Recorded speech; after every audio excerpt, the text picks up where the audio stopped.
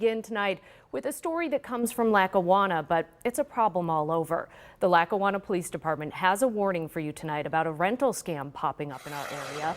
The department posted on Facebook yesterday telling people if they're renting or attempting to rent an apartment and the landlord in quotes here, requests payment in the form of a gift card or via Cash App or WhatsApp, it's a scam. It's the old gift card scam taking advantage of people who need housing. And joining us to talk more about this is Melanie McGovern, Director of PR and Social Media for the Better Business Bureau. Melanie, thank you for joining us tonight. Thank you. So the gift card scam has been around for a while, but this is the first time I've seen a police department put on Facebook a warning about it being associated with apartment rental scams. So is this becoming more widespread from what you've been seeing?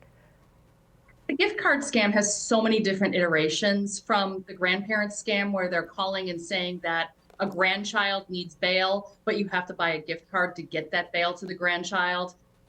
From the rental scams that we're seeing here or any other scam. We see this with employment scams.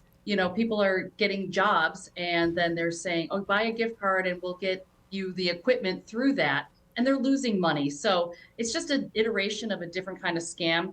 Another way that this is coming to fruition for scammers is using the payment apps. And we know once you send money on a payment app, it's gone. So you really need to know who you're dealing with before you send any kind of money. We bought gift cards at the grocery store a few weeks ago, and now there are big warning signs up, big monitors telling people don't get scammed, but people are still getting tricked. So if someone watching this right now thinks that they were scammed, first of all, what should they do? And do they have any shot of getting their money back at all? Unfortunately, with gift cards, a lot of the time, once you send the money, it's gone. So anytime that you get a request and they're asking for a gift card, and in some cases, we've seen emails get hacked and people have sent emails to friends or they've sent text messages to friends saying, oh, I'm in trouble. Can you send me a gift card? Once you scratch that number off the back and give it to somebody, that money is gone. So again, anytime somebody asks for a gift card as a form of payment, that's a huge red flag.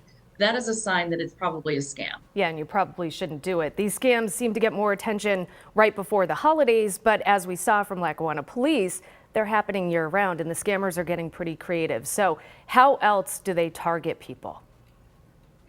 Well, it's interesting with the rental scam. A lot of people who are looking for rentals are usually out of town.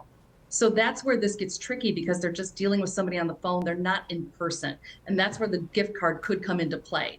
So it's just really important to remember, if prices are too good to be true, they probably are.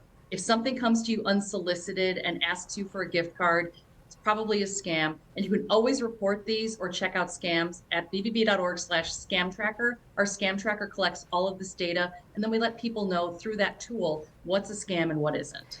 And you already talked a little bit about this, but how is technology impacting how creative these scammers are getting? They're using more than just phone calls now, different apps. And I saw a Washington Post article today saying they're now using AI to make them sound more like family members.